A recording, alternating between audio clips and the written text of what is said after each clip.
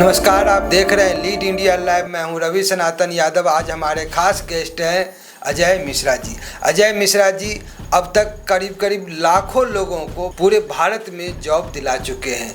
ये career consulting company में job करते हैं और वो उस कंपनी के एचआर हैं। आज हम इनसे जानेंगे इनके बारे में, इनके बचपन के बारे में, इनके पढ़ाई लिखाई के बारे में, इनके कैरियर के बारे में और जीवन में दोस्त अच्छे बुरे सभी मुद्दों पे हम आज खुलकर बात करेंगे अजय मिश्रा जी से। अपना एक छोटा सा संक्षिप्त परिचय बताएं। मेरा नाम अजय राजकुमार मिश्रा है।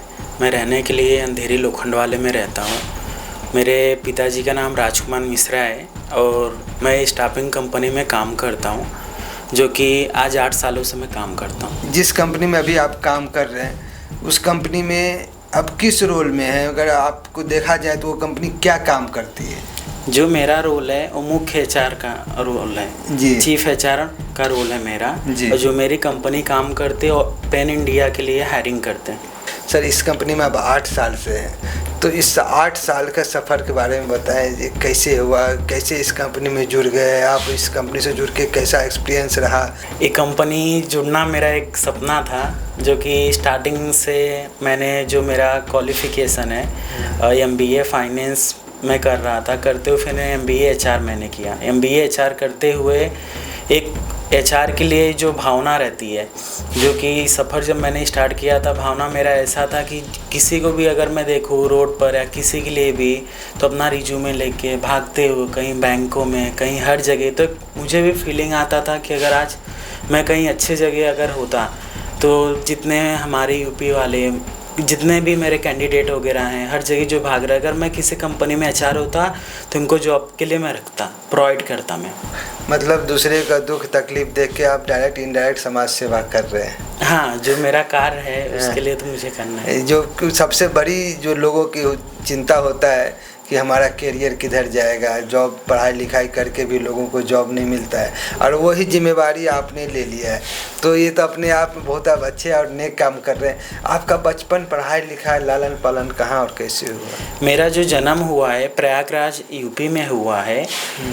टोटल पढ़ाई वगैरह जो मेरा हुआ है मुंबई में ही हुआ है। मुंबई विश्वविद्यालय से मैंने क्वालिफ़ाई किया हुआ है।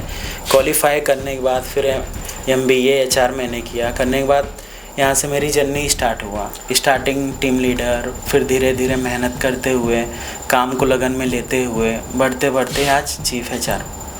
आपके माता पिताजी क्या करते हैं और उनसे क्या सीखा है? जो मेरे पापा हैं वो बिल्डर हैं, प्लस टूर ट्रैवल्स उनका ट्रांसपोर्ट वगैरह है। सारी शिक्षा मैंने जितना लिया उन्हों से ही लिया। उन्होंने से ही सारा मुझे एक गुरु की तरह मुझे सब चीज़ मुझे सिखाया, लाइफ में मुझे आगे बढ़ाया। उनका एक सपना था कि मेरे बच्चे आगे जाएं, अच्छे पोस्ट पे जाएं, और मेरे वजह से अगर किसी का फ़ायदा हो रहा है तो सबसे बड़ा उनका था। आज अगर मैं HR हूँ तो आज उन्हीं की वजह से मैं HR हूँ। आज जहाँ पे HR हैं, आप लाखों लोगों को आपसे फ़ायदा हो चुका है, जिस तरह से आप लोगों को सेवा कर रहे हैं, ये अच्छी बातें हैं। तो क्या ये बचपन से था कि आप HR बने और इस तरह से जॉब प्रोवाइडिंग कंपनी में ही जुड़े? इस तरह के आप बचपन से ही सोचे थे या फिर क्या सोचे थे, क्या बनना था? एक्चुअली बनने के लिए तो स्टार्टिंग में जब करियर स्टार्ट मेरा हुआ 10th में पास हुआ, उसके बाद ठाकुर कॉलेज से मैंने 12th मैंने पास किया। उसके बाद जब आगे का जर्नी मैंने किया ना, जैसा कि अभी आपको मैंने बताया, लोगों को भागते रोज़गार के लिए सारी चीज़ देखते हुए, तो एक मन में एक भावना उत्पन्न हुई कि अगर कल को मैं अगर HR होता या अच्छे पोस्ट पे अगर मैं होता तो मेरे अपने लोग जितने लोग भाग रहे हैं एटलीस्ट उन लोग को रोज़गार होता, जिससे 4 फैमिली चलती। उसी चीज़ को देखते हुए मैंने अपने लगन से मेरा जो कार्य था वो करते हुए मैं आगे बढ़ते गया। आपने बताया कि आप यूपी में जन्म हुआ आपको, प्रयागराज में। हाँ। और आपको ठाकुर कॉलेज के मुंबई में आपने किया, तो गांव में क्या क्या पढ़ाई किया, बॉम्बे में क्या पढ़ाई किया और किस किस सब्जेक्ट से पढ़ाई किए? एक्चुअली गांव में मेरा सिर्फ जन्म हुआ है। हाँ। गांव में मेरा सिर्फ जन्म हुआ है और क्वालिफाई है सारी चीज़ें मैंने सारे पढ़ाई लिखाई यहीं की? हाँ, मुंबई से ही मैंने टोटल क्वालिफाई मुंबई से ही। कितनी पढ़ाई की है आपने? टोटल मेरी पढ़ाई MBA फाइनेंस फिर MBA HR दोनों करते हुए MBA फाइनेंस फाइनल। तो अभी आगे आपको क्या विचार है, क्या करना है, क्या क्या प्लानिंग किए हुए हैं? आगे का मेरा ये विचार है कि मुझे जितने मेरे पैन इंडिया जितने स्टेट है हर जगह मुझे मेरी हायरिंग चाहिए, मैन पावर चाहिए। बिकॉज जितने लोग रोज़गार हैं उनको सबको मुझे रखना है जॉब पे, उनको प्रोवाइड सैलरी करना है। काम वो हमारे लिए करेंगे, पर मेरे लिए मैं भाग्यशाली हूँ कि मुझे ऐसे एम्प्लॉयर मिल रहे हैं जो कि मेरी ऑफिस के जो ब्रांचेस है पूरे इंडिया में है। आप यूपी में देख लो, एमपी में आप देख लीजिए, बिहार में देख लीजिए, पंजाब में, लखनऊ में, ऐसा कोई स्टेट नहीं जहाँ पे मेरी कंपनी नहीं है। और हर महीने जो हमारा हायरिंग करते हैं हम लोग, रोज़गार देते हैं, हर महीने ना बोल के कम से कम 1 से 1.5 लाख ऑन बोर्डिंग करते हैं हम। शुरुआती दिनों का संघर्ष तो बहुत कठिन होता है, डायरेक्ट किसी को ऐसे मिलता नहीं, उसके बारे में कुछ बताइए। स्टार्टिंग जब मेरा शुरुआत हुआ था तो मैं जीनियस HR टेक में एज द टीम लीडर पे हायर हुआ था। टीम लीडर पे हायर हुआ, काम जो कठिनाई थी, लोगों से बात करना, लोगों को पहचानना, उनका रिज्यूमे देखना, शॉर्ट लिस्ट उनसे करना, ऐसे सारी जर्नी थी जो कि लोगों को पहचानना, बहुत सारी कठिनाइयाँ भी आई। पर जो मेरे रिक्रूटमेंट गुरु हैं अब्बू सोले सर एंड दीपक सर, ये मेरे गुरु हैं जो कि मेरे रिक्रूटमेंट के गुरु। टोटल जो मैंने कंप्लायंस सीखा, पेरोल सीखा, लीगल डिपार्टमेंट सीखा, सारी ये सब चीज़ें जो मेरे गुरु थे उन्होंने मुझे शिक्षा दिया, जिस हिसाब से उसी हिसाब से मैं सीखते हुए ढलते हुए ढल गया। जीवन की आप सबसे बड़ी उपलब्धि किसे मानते हैं, क्या मानते हैं? जीवन की सबसे बड़ी उपलब्धि अगर मैं सबसे ज़्यादा किसी को मानता हूँ और मैं क्रेडिट देना चाहता हूँ तो अपने आदरणीय पिताजी और माताजी को देना चाहता हूँ, क्योंकि उन्होंने ही मेहनत किया, पाला पोसा, मुझे इस लायक बनाया कि आज मैं लोगों के लिए कार्य में कर सकूं। आज आपकी कंपनी करीब 3 लाख हायरिंग करते हैं, कंपनी को स्टाफ हायरिंग करते हैं। ये कितना चुनौतीपूर्ण है और इसमें किन किन तरह की मुसीबतें आती है, कठिनाइयाँ आती है? चुनौती तो ऐसा है कि देखिए, हर कंपनी, जो मेरी कंपनी है मल्टीनेशनल कंपनी है, तो हर कंपनियां में आपको भी मालूम है मार्केट से कंपटीशन तो रहता ही है, हमारे में भी कंपटीशन है। पर हमारा जो पेरोल रहता है, बच्चों को हायरिंग करने रहते हैं, मेरे बहुत सारे NGOs वगैरह भी हैं, तो NGOs में हर महीने कैंपेन लगवाना, कॉलेजेस में जाना, जॉब फेयर कराना, तो उससे बच्चे आसानी से हमें मिल जाते हैं। पार्ट टाइम के लिए, फुल टाइम के लिए आसानी से बच्चे मिल जाते हैं, हायरिंग करना, उनकी सैलरी प्रोवाइड करना। कभी ऐसा हुआ है कि आपको जॉब के लिए लोग बोला हो, आपने जॉब दिलाया भी है, चाहे दिलाने के बदले आपको पैसे का ऑफ़र किया हो? देखिए, आज तक तो ऑफ़र तो ऐसा बहुत सारे आए, पर मेरा जो कार्य है, मैं पैसा लेके कोई भी कार्य नहीं करता, क्योंकि भगवान ने मुझे इतना खुद ही सक्षम बनाया हुआ है। जो सैलरी मुझे मिलती है, सबका मान सम्मान प्यार मिलता है, पैसे लेके किसी का जॉब लगाना अभी तक मैंने नहीं सीखा हुआ। अगर आपको कोई ऑफ़र देता है तो उसको क्या बोलते हैं? नहीं, मुझे अगर कोई ऑफ़र देता है तो मैं कभी लेता नहीं हूँ। उसको जॉब लगाते हैं कि नहीं? जॉब लगाना मेरा एक कार्य है। मैं नहीं चाहता हूँ कि अगर जॉब के लिए अगर किसी ने बोला है तो उसके पीछे 10 लोग हैं जो कि उनकी रोजी रोटी है, तो 10 लोग जब उनकी रोजी रोटी है, जॉब के लिए मुझे प्रोवाइड करना ही करना है। पर मैं किसी से भी आज तक 1 रुपया किसी से भी मैंने नहीं लिया है। कभी आपके सगे संबंधी भी आए होंगे, है ना, वो भी बोलते होंगे हमें भी जॉब लगा दो, तो आपको कभी ऐसा हुआ है कि यार ये अपने रिलेटिव हैं और वो भी इस जॉब के लिए कैपेबल है, तो कभी ऐसा हुआ कि पहले अपने को देते हैं? नहीं, ऐसा नहीं है, बिकॉज कैंडिडेट मेरे लिए सब एक समान है। अगर मेरे रिलेटिव के भी कोई चीज़ है, एज पर कंपनी पॉलिसी, जो उनका क्वालिफाई है, जहाँ से उन्होंने किया है, जो लेवल के जिस हिसाब से वो क्वालिफाई हुए, उस लेवल से मैंने जॉब प्रोवाइड किया हुआ है, तो क्योंकि मेरे लिए कैंडिडेट सब एक बराबर है। आपके ये पॉडकास्ट अगर कोई आपके सगे संबंधी देखे और उसको लगेगा यार ये तो हमको कोई काम आएगा, नहीं लगता है? देखिए, मेरा मानना है कि कोई भी मम्मी पापा अपने बच्चों को अच्छी शिक्षा देते हैं, अच्छे पढ़ाते हैं, और आज की डेट में क्वालिफाई तो जहाँ तक मुझे मालूम है हर घर में बच्चे हुए हैं, और जॉब भी आसानी से मिल जाता है। उनकी बस लगन अच्छी होनी चाहिए। बहुत लोग रहते हैं स्टार्टअप करते हैं, गिरना उठना आगे बढ़ना लाइफ के पार्ट एक है, पर हार मान के बैठ जाना वो सही नहीं है। आप मेहनत करिए।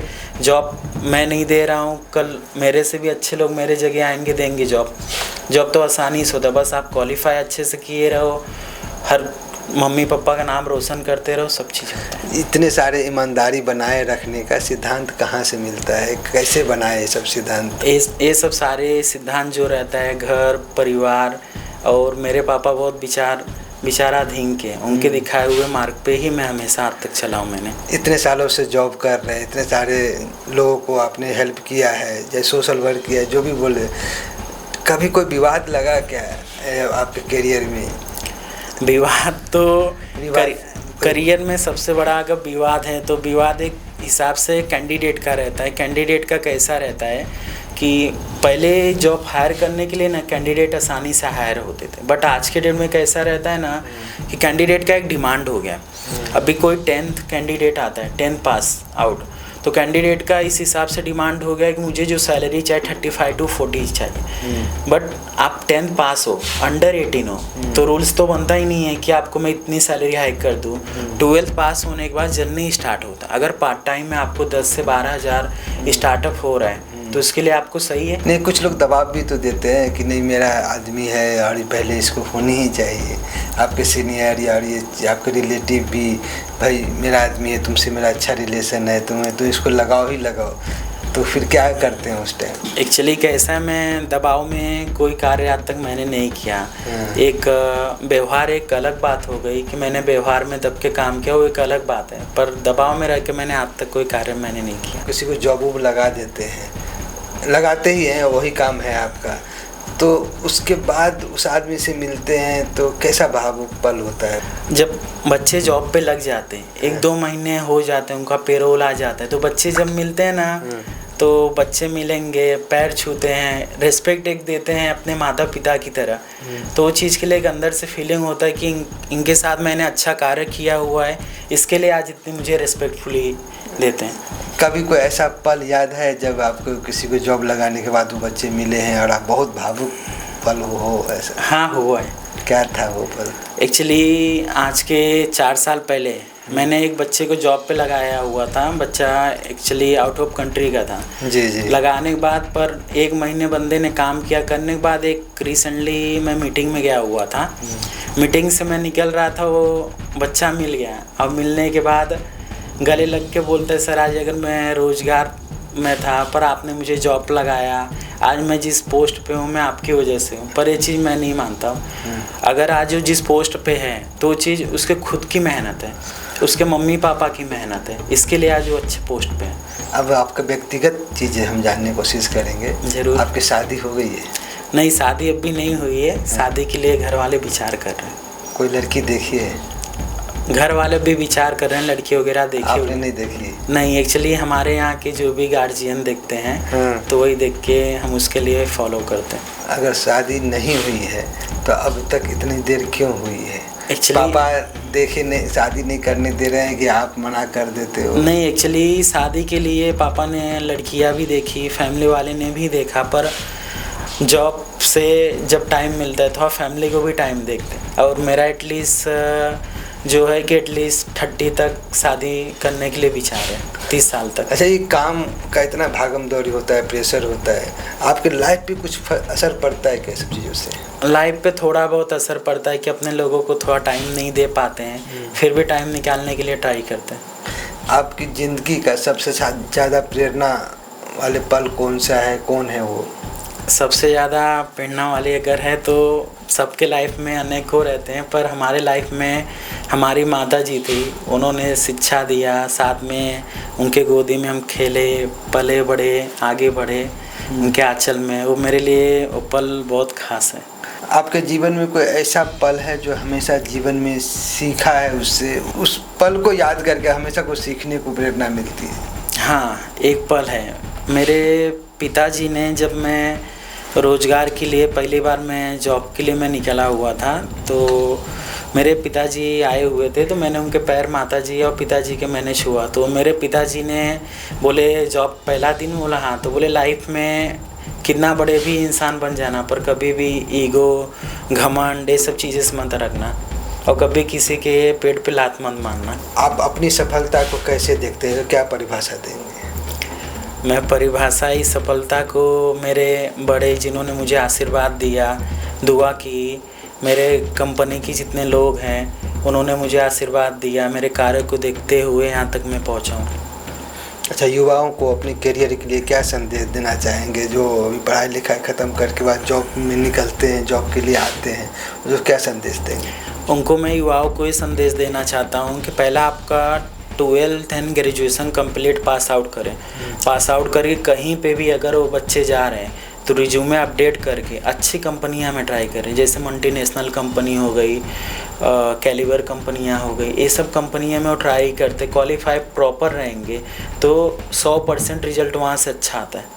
भारत में बहुत लोग बेरोजगार हैं, रोजगार का अवसर कैसे देखते हैं, कैसे इसको आगे बढ़ाने के लिए ना मेरे अनेकों राज्य में जैसे जॉब फेयर हो गए और NGOs हो गए, कॉलेजेस हो गए, हर जगह मेरे कैंपेन लगते हैं, जो कि लखनऊ, यूपी, MP, बिहार, दिल्ली, हर जगह कैंपेन लगते हैं। तो वहाँ पे कोई भी कैंडिडेट आते हैं, कैंडिडेट आने के बाद अपना रिज्यूमे सबमिट करते तो उनको 10 दिन के अंदर कॉल जाता है, जो जिस हिसाब से उनका प्रोफाइल रहता है तो ऑटोमेटिक उनको प्रोफाइल के लिए कॉल जाता है। कॉल जाने के बाद उनको इंटरव्यू के लिए बुलाया जाता है। आप HR में हैं, सब चीज़ें देखते हैं, तो सबसे पहले जॉब देने के लिए क्या क्या बच्चे में देखते हैं कि ये चीज़ें जो होंगे तो हम जॉब दे सकते हैं, जॉब देने लायक है, ताकि आपसे लोग देखें और वो उस तरह से तैयारी करके आए? जॉब देने के लिए एक उनका ग्रूमिंग पहली चीज़ें रहनी चाहिए, जबकि मेरा मानना है कि अगर ग्रूमिंग ही आपका अगर सही नहीं रहेगा तो जॉब कैसे कोई भी देगा, बरोबर। तो इसके लिए पहला ग्रूमिंग चाहिए रहता है, स्किल्स चाहिए रहता है, प्रॉपर क्वालिफायर रहना चाहिए, एक्सेल वगैरह का नॉलेज आपको रहना चाहिए, MIS का नॉलेज वगैरह रहना चाहिए।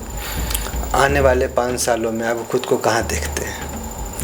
आने वाले 5 सालों में तो कहाँ होंगे तो मैं प्रॉपर आपको सर मैं नहीं बता सकता, पर आने वाले सालों में भविष्य उज्ज्वल है। तो अगर भगवान ने चाहा तो अच्छे पोस्ट पे रहेंगे सर। हम भी आशा करते हैं, भगवान से प्रार्थना करते हैं कि आपका भविष्य उज्जवल हो, बहुत आगे जाएं। जिस तरह से आप हैं, जिस तरह से आप 8 सालों से कार्य कर रहे हैं, जिस तरह से आप लोगों को सहयोग हेल्प कर रहे हैं, आप खूब तरक्की करें, इस कंपनी में और भी ऊंचाई की पद पे हासिल करें और ऐसे ही आगे बढ़ते रहें, लोगों का सहयोग करते रहें। नमस्कार।